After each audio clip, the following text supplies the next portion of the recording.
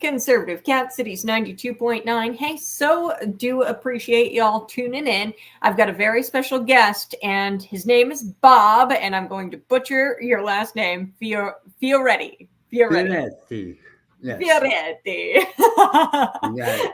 I'm a little Italian myself. Well, the name comes, just so you know, from my grandfather was abandoned in a field of little flowers in Italy, in Padua, and he was raised in the St. Anthony Orphanage in Padua, and Fioretti means little flower, so they named him that. They gave him that last name.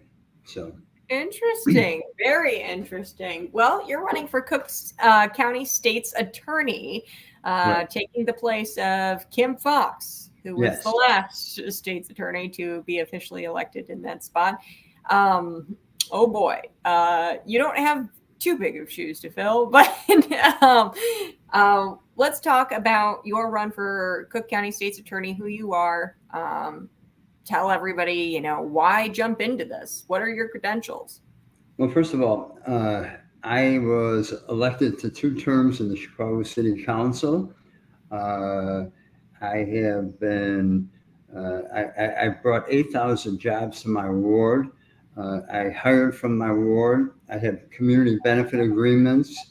I had buildings such as McCormick Place, Soldier Field, the Sears Tower. Some people call it the Willis Tower, still, and all the way out to the west side.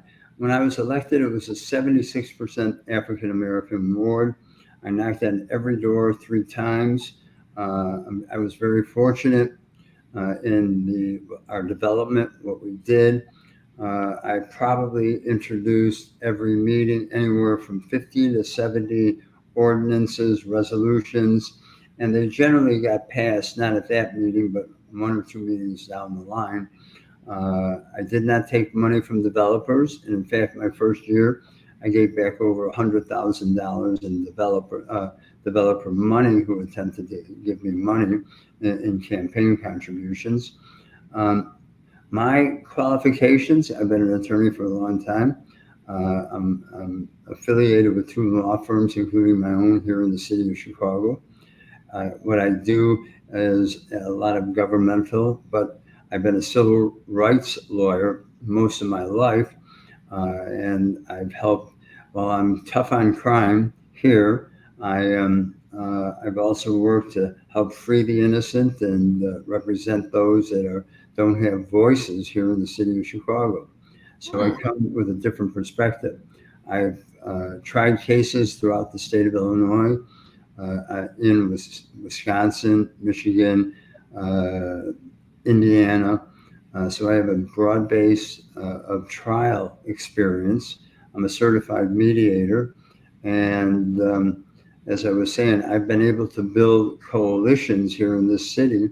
And Cook County is bigger than just the city of Chicago. We have about 135 other cities and municipalities here in this city, or in this county, excuse me. And with my experience of trying cases, building coalitions, I can make Cook County safer. I know what to do. We have a lot to do here in this county to turn things around, because the damage that was done by Kim Foxx and our county board chairman are going to be very difficult. And I'm willing to take on the job to restore order, because Chicago, even though you're down in Normal, we are the economic engine, not only for the state of Illinois, but for the Midwest. And I hear the number 1 problem is crime from everywhere I go. So I'm willing to take that on. And I have, like I was saying, a lifelong record of public service, and as an elected official and as a private trial attorney. Wonderful. Well, and Mr. Fioretti, I wanted to ask you about, a big plan that you might have here for Cook County, which would be this Project Exile, or implementing some elements of Project Exile or principles of it, to end the Chicago carnage. But yeah, I wanted to ask you, what kind of plan do you have to end the carnage, really, to make crime illegal again, as your slogan goes, make crime illegal again. How would something like Project Exile work? And can you explain that for us? Well, you just said something in terms of the carnage here. And as of today's date, August 7th, we've had 324 people shot and killed in the city of Chicago. Just today? Or For this year so far. Okay. And we have had 1,541 people shot and wounded, for a total of 1,865 people have been shot in the city of Chicago. So, a lot of it is how we're going to piece things together. First and foremost, I'm going to go to where all of our prosecutors are located here, and we have several courtrooms throughout the county that we prosecute crimes. And number one, as a state's attorney, they will be prosecuting crimes. Either start prosecuting them, working with and cooperating with our police officers to bring the charges, or they turn in their resignation, first and foremost. Secondly, we are going to start representing the victims. That has not been done under the democratic rule of this city and county. Third, I'm going to look back to all the police officers out there and tell them, hey, I've got your back. I'm going to visit police stations throughout the county. I'm going to look them in the eye. You bring in the crooks, the bad guys, we'll bring the charges. We've had a huge exodus of prosecutors from that office because they've turned into public defenders. And I'm going to ask many of them to come back at the same pay grade, same pay level when they left, because we need somewhat their institutional knowledge to help. And then I also believe if you pick up one of the daily newspapers here in the city of Chicago, you'll see it. Corruption is somewhere in there. Somebody has been charged with a corruption crime. And I think fighting corruption is one of my highest priorities. The Cook County State's Attorney's Office has not only the ability, but the duty to bring charges and fight corruption, both public and private. And that's what I'm going to do. Now, I know you've been informed that I've looked into this Project Exile, which was very big down in, I believe, Virginia. It dropped the flow of guns from coming in, illegal guns, and we will prosecute to the fullest those that are committing crime, first of all, that have illegal guns in their possession and or committing crimes with guns. I will make sure that that's happening. We will not coddle violent criminals or those with guns. I am going to work with the federal government and see what their matrix is, what they need.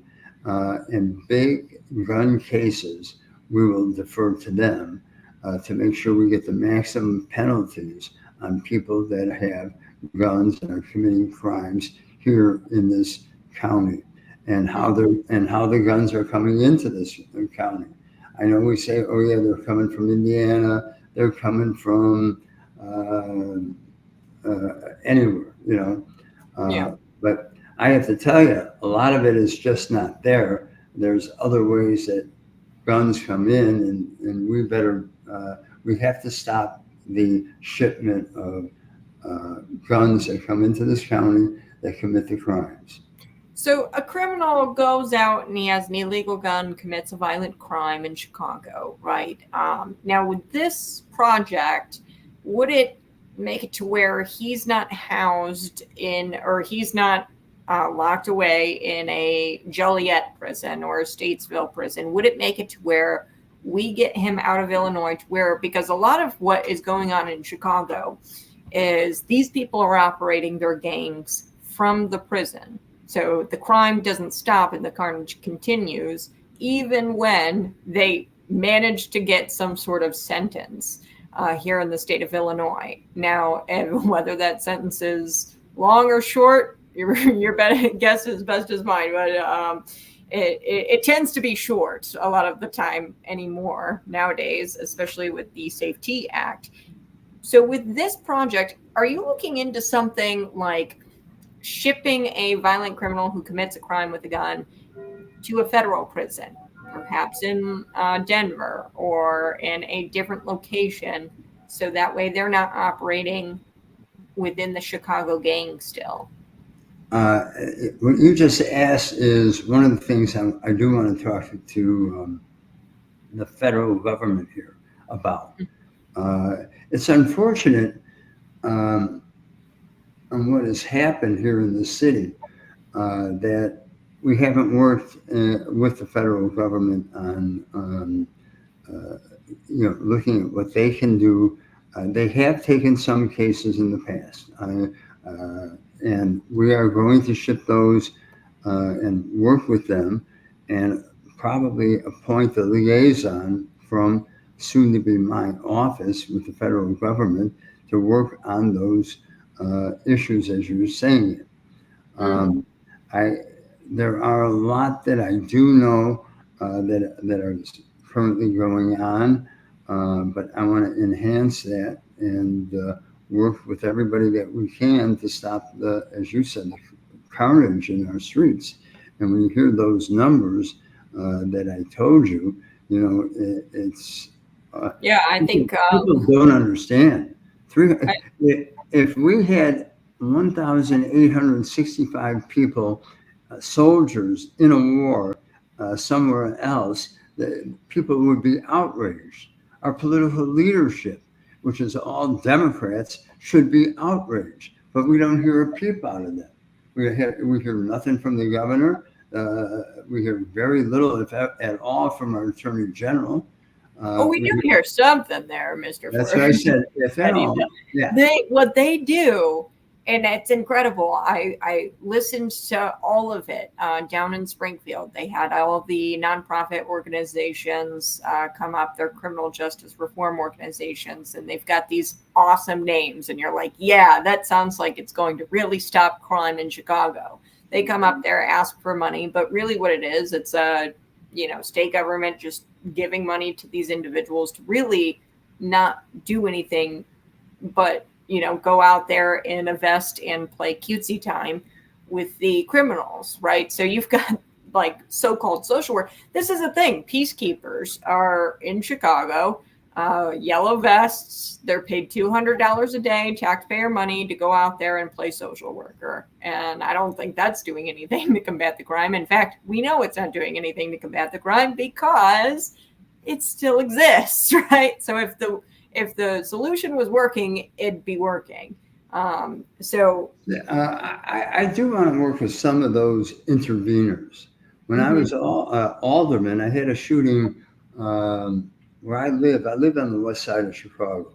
I live right next to Whitney Young, but at the same time, if I look the other way down the street, it's about a 10-minute walk to then Crane High School.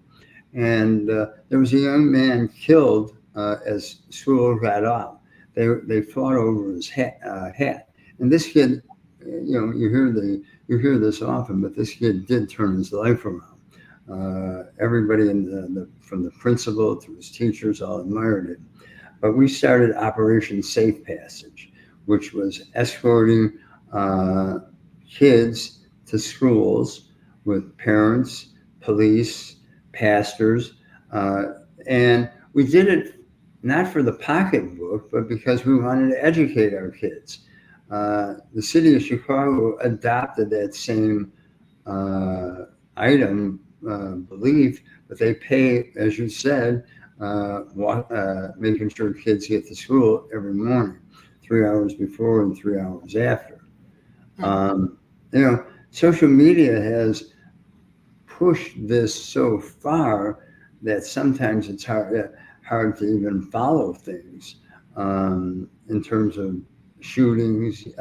You can pick up some of this on Facebook. Everybody's brandishing guns, dope, the whole bit. We need to come up with a comprehensive view.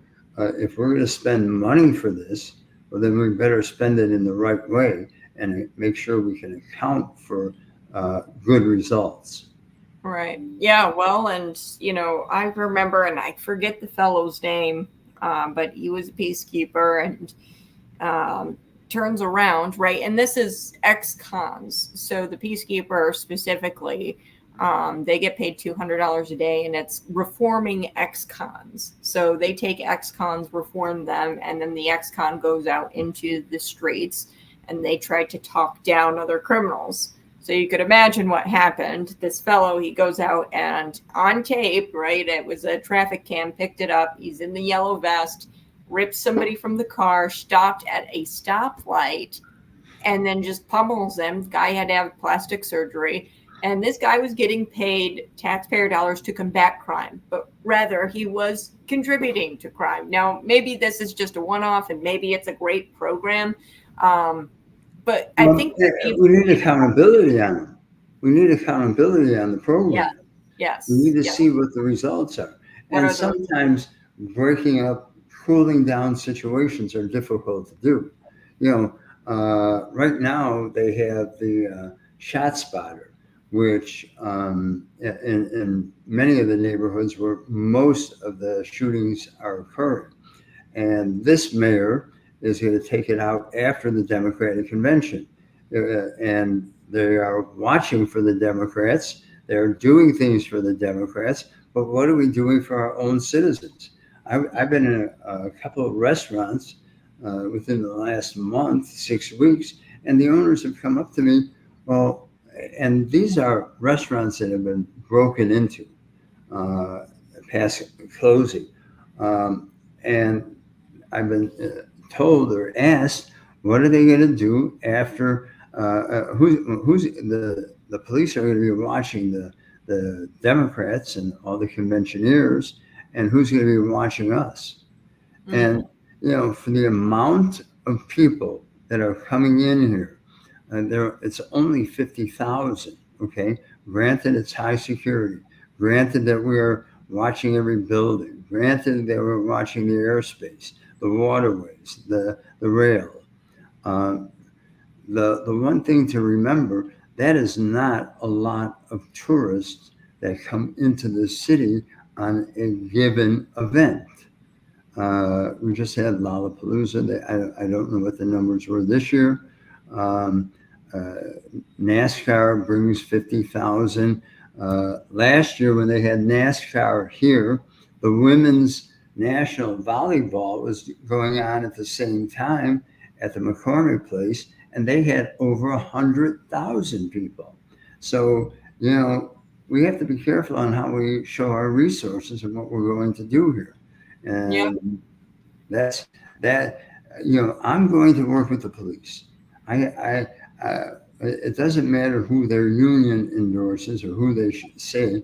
I do have in the city of Chicago. I believe I'm going to get 80+% of the police officers vote. Yeah.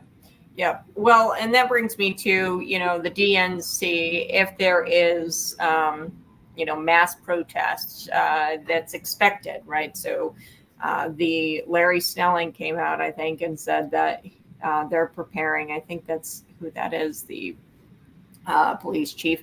But he says that they're preparing, and it's expected that there's going to be some pretty insane riots or protests. So how is that going to fare in your campaign? Is it going to bolster it maybe a little bit. People see how, the Democrats actually responded to these mass protests. If it turns out bad, which God forbid it turns out bad, I don't want people to get hurt and I don't want there to be mass unrest in the streets. But when that happens, and if it happens, I'm not privy to the information that the officers have. Obviously, they'll know if it's secure or not. But if it winds up where people are burning things or burning down buildings, which is very possible, will that bolster your campaign a little bit?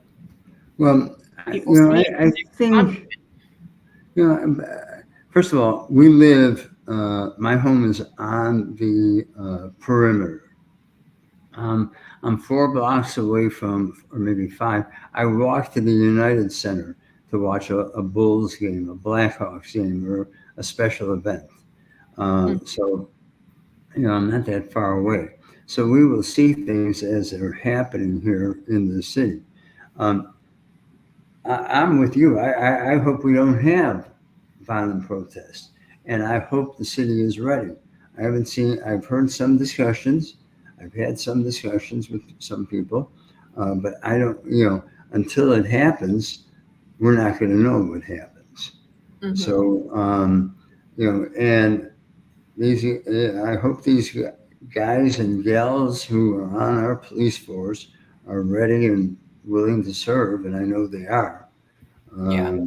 But it's we've got some trying times ahead of us, and when you expect some of this agenda that the Democrats are going to be trying to foster on people, I don't know how many are coming. I've heard the number 25,000, but I was actually in a discussion today that 25,000, well, let's say it's 10,000 on the anti-Israeli pro-Palestine movement, the pro-choice,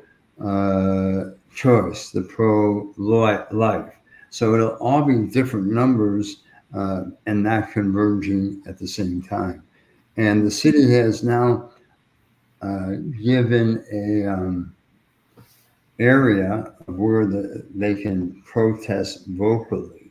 And I think we're about a half a mile or more from that site ourselves. Also, it's on the north side of the United Center.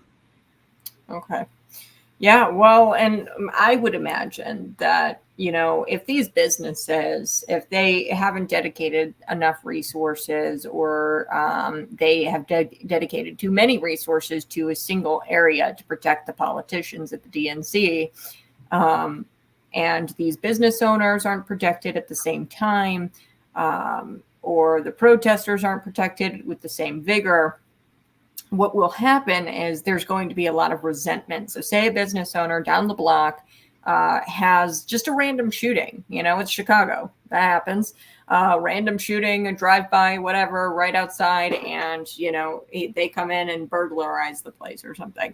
And the cops can't come because they're at the DNC and there's not enough resources, which, I mean, the response times are abysmal anyway in Chicago, right? So, they're going to be pretty peeved off to find out that all their officers are protecting the politicians rather than them. And then they're going to wake up and realize, oh, shoot, I got to vote Bob Fioretti because these Chicago Democrats didn't have the resources when I needed them. And you'd think that they'd be waking up by now, but having the DNC there, connecting the dots that, hey, the police didn't come and there weren't enough to come to me, but there were plenty at the DNC. People are going to see that happen simultaneously and maybe put it together that this. I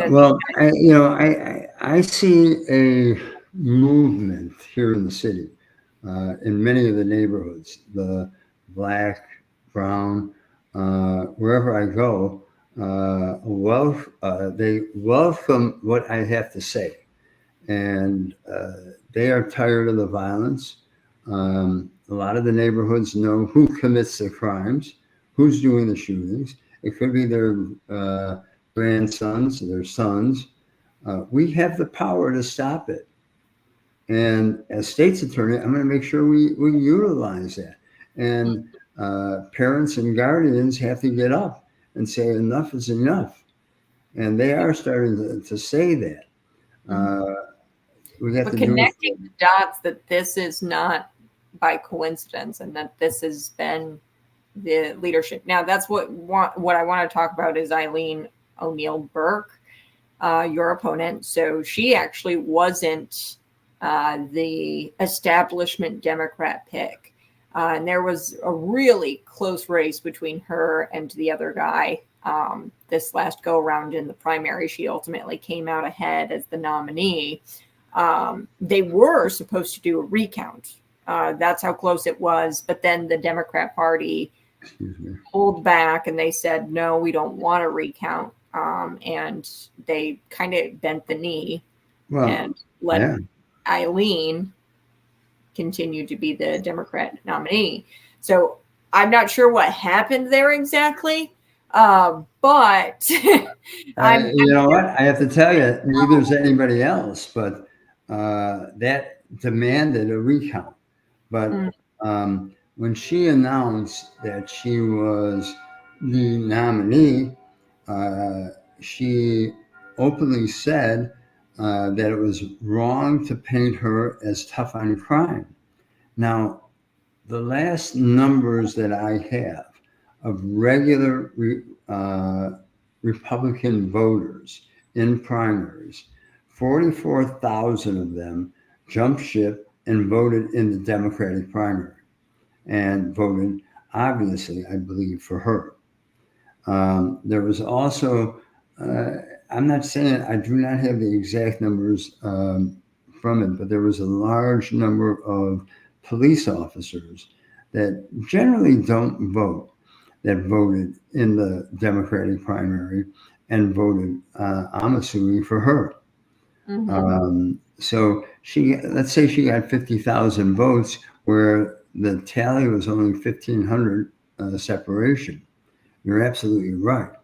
And she said one thing in one community, another thing in another community. I'm not going to do that. I mean, we have a lot of ways to deal with first-time offenders in our court system, how we administer justice, how we follow the Constitution, the rule of law, the statutes, the ordinances, and what needs to be done. And we have a lot of diversionary programs here in the city on what to do with first-time offenders. Okay. Well, I think that about answered my question on all of that. But I think we're coming to the end of our program. Bob, tell us again, why should we vote for you as Cook County State's Attorney, our next Cook County State's Attorney? Well, I need your help and everybody who's out there. One, I'm going to restore the mission of that office.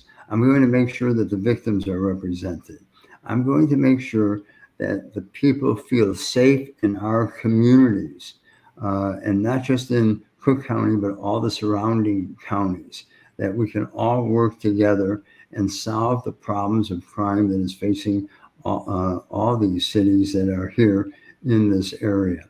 And, tourism is a big reason that we also exist here in this city. And I'm going to make sure that people feel safe when they come to this city. And I want all of your listeners, when I am the state's attorney, to come on up. You can knock on my door and say, hey, we're from Normal, we're from Carbondale, wherever it is. And we would have open arms, and safety is our number one concern. And you can reach me on FiorettiForCook.com is my website, and you can learn more about what we stand for and what our events are. Hey, make crime illegal again. I love that slogan. You got it. Absolutely. Thank you. All right. Thank you. We'll be out, folks. It's Conservative